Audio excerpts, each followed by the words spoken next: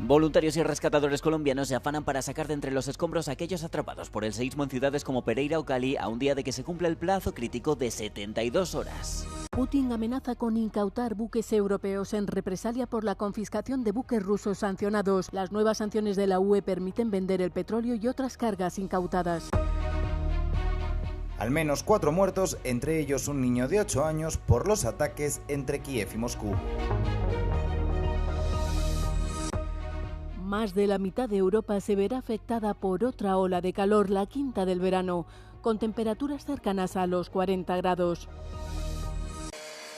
Los equipos de rescate colombianos compiten contra reloj para encontrar supervivientes tras el devastador terremoto de magnitud 7,4 que ha causado la muerte de al menos 220 personas, mientras varios dirigentes internacionales de distinto pelaje ideológico denuncian la lentitud del ejecutivo de Abelardo de la Espriella para canalizar la ayuda humanitaria ofrecida. Una mujer de 32 años ha sido rescatada con vida recientemente de un edificio derrumbado en Cali, lo que ha desatado vítores entre los voluntarios mientras los equipos, agotados, se afanaban por buscar más supervivientes dentro de las primeras 72 horas críticas tras un seísmo de estas características. En todo el eje cafetero colombiano afectado, los vecinos se han unido a soldados, bomberos y voluntarios para excavar entre los escombros con sus propios materiales. Más allá de las labores de rescate, muchas familias han pasado la noche al aire libre mientras nuevas réplicas de menor intensidad sacudían los barrios ya dañados. Un parque de Pereira se ha convertido en un refugio improvisado para las personas que habían perdido sus hogares. El presidente, con su mandato recién estrenado, ha declarado el estado de emergencia y ha prometido ayudas para el alquiler para los afectados. Desde su construcción en el siglo X, las 28 torres y los 1.200 metros de murallas de la fortaleza califal de Gormaz, situada en un promontorio con vistas a la meseta castellana, han contemplado 6 eclipses totales de sol. El de este 12 de agosto de 2026, el séptimo, congrega por primera vez en su historia a numerosos turistas nacionales e internacionales que se han desplazado hasta aquí para contemplar este fenómeno astronómico, ya que su línea de totalidad se sitúa muy cerca del monumento milenario. I've seen 2 eclipses in my life, but when I was younger, so this is my first one as an adult. Come from California, now Belgium, and I'm here for the total solar eclipse. La verdad es que no me lo esperaba así. Había visto alguna foto y demás, pero verlo es mucho más espectacular. Se estima que el primer eclipse total de sol visible en la península ibérica desde 1912 podría generar entre 400.000 y 1,5 millones de desplazamientos adicionales en coche hacia las zonas de totalidad, con hasta 164.000 personas procedentes del extranjero y 282.700 nacionales. La cita supone un escaparate de primer nivel para poblaciones como Gormaz, situada en la provincia de Soria y lejos del foco habitual del turismo extranjero de sol y playa. El primero de los fenómenos del conocido como trío de eclipses se está desvaneciendo ahora mismo a mis espaldas en el horizonte, pero los españoles tendrán otras 2 oportunidades de contemplar fenómenos similares. Primero, el 2 de agosto de 2027, un eclipse solar total como el que acabamos de comprobar, y otro el 26 de enero de 2028, pero en esta ocasión solar anular. Javier Iñiguez desde la Fortaleza Califal de Gormaz en Soria, para Euronews.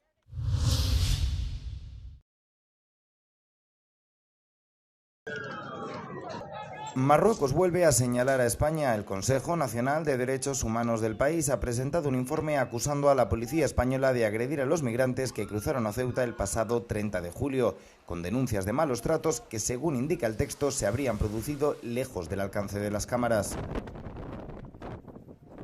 Pero el informe va más allá porque también apunta a menores que habrían sufrido insultos y golpes por parte de grupos extremistas y denuncian que las autoridades ceutíes no ofrecieran atención suficiente. La acusación llega solo un día después de que Ceuta recibiera por primera vez en su historia la visita de un ministro de Exteriores en ejercicio. José Manuel Álvarez se desplazó ayer a la ciudad, se reunió con su presidente, Juan Jesús Vivas, y subrayó la cooperación con Marruecos. La integridad del espacio Schengen está totalmente garantizada en Ceuta y en Melilla. Y también, igualmente, aprovecho para plantear en Europa la necesidad de reforzar el apoyo a Ceuta, también a Melilla, y de que se tenga en cuenta su especificidad también desde un punto de vista social y económica. Pero las buenas palabras hacia Marruecos se producían mientras el país vecino reclama la soberanía sobre Ceuta y Melilla, 2 ciudades autónomas que nunca han pertenecido a Marruecos pese a estar en África. El ministro español, que ha evitado entrar al choque con su vecino del sur, prometió que volverá a Marruecos hasta la última persona que cruzó de forma irregular. Un mensaje para los otros 26 Estados miembros de la Unión Europea que han criticado la política migratoria española. El presidente ruso Vladimir Putin ha amenazado con incautar buques de países europeos en represalia por los planes de interceptar y confiscar barcos rusos sospechosos de integrar la denominada flota en la sombra de Moscú. Las nuevas sanciones aprobadas el mes pasado permiten a los países de la UE vender el petróleo y otras cargas incautadas a estos buques. Putin ha arremetido contra la medida que ha calificado de piratería. В нарушении международного морского права пытаются ограничить движение судов наших эконом-операторов. Мирно, подчеркну. А недавно додумались до возможности захвата наших судов и продажи награбленного у нас имущества.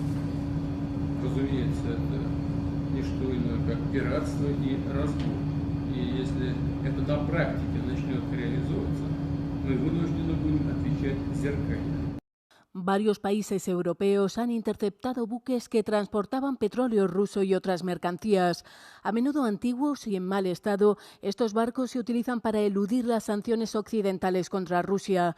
Uno de los buques incautados, sospechoso de transportar cereales procedentes de la Ucrania ocupada, será transferido a Kiev por Estocolmo, según documentos judiciales suecos.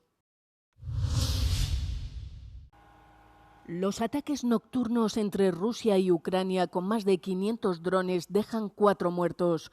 Rusia lanzó unos 140 drones y varios misiles contra Ucrania, dejando al menos 2 muertos, entre ellos una mujer cuya casa fue alcanzada. Además, 2 personas resultaron heridas en la ciudad de Jersón, mientras en Zaporilla, en el sureste del país, los bomberos combatían un incendio en un centro comercial tras un ataque ruso, según informó el Servicio de Emergencias de Ucrania.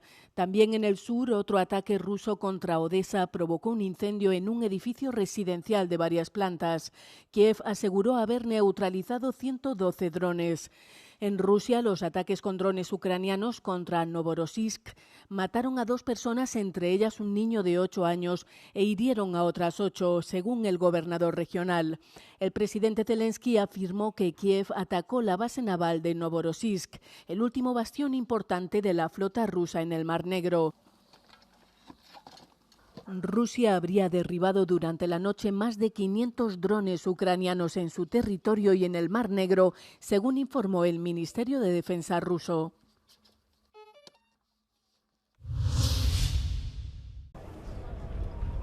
Pasar 8 horas al día de pie en un yacimiento arqueológico sin sombra o dirigir una visita guiada por la ciudad a 30 grados. En plena temporada turística y mientras Europa se enfrenta a temperaturas récord, varios guías turísticos advierten de que se encuentran en primera línea contra las olas de calor y que sufren sus consecuencias.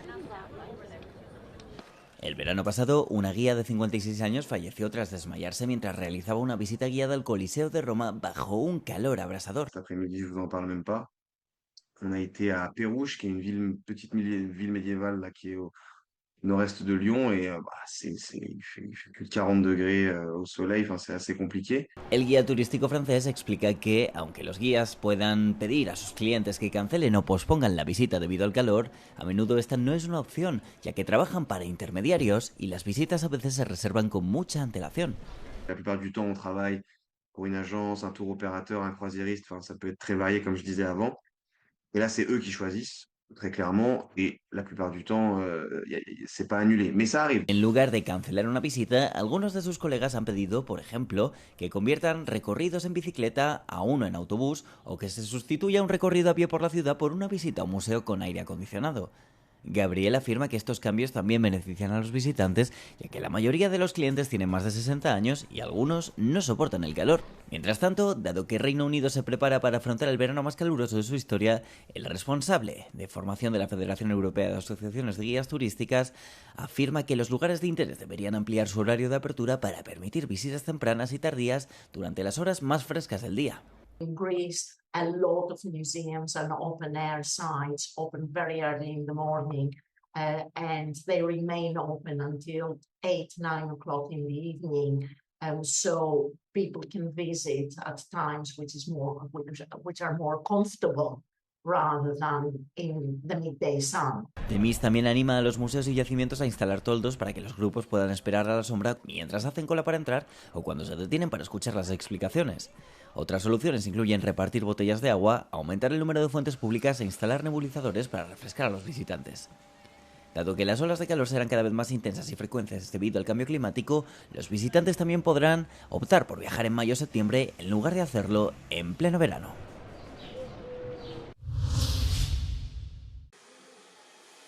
En Brasil, un nuevo proyecto medioambiental desarrollado por la ONG Fiotrar está transformando el cabello humano en un sistema para proteger los océanos. La idea comenzó a tomar forma en el laboratorio antes de aplicarse en el mar. Aquí a gente tem óleo, vou jogar ele na água. Vocês podem reparar que todo o óleo que está aqui no recipiente, ele vai ficar preso no cabelo y a água vai sair sem óleo. La tecnología, que ya se utiliza en otros países, se probó en la bahía de Guanabara, en Río de Janeiro, una de las zonas más afectadas por la contaminación causada por el intenso tráfico marítimo. A ideia é que o óleo que vier aqui, ele seja absorvido por essa barreira de cabelo. Estão presos aqui, amarrados na barreira do Orla Sem Lixo, que é essa barreira laranja, que flutua, e aí é como se a gente usa como um suporte para a nossa barreira de contenção da Fiotrar. Las barreras pueden permanecer en el mar hasta 4 meses, reteniendo los contaminantes procedentes de embarcaciones, vertidos ilegales y otras fuentes de contaminación. El proyecto ya cuenta con el apoyo de varias peluquerías que donan los recortes de pelo para fabricar estas esteras ecológicas. Se espera que esta solución sencilla y sostenible ayude a reducir la contaminación y contribuya también a la recuperación de los ecosistemas de la bahía de Guanabara.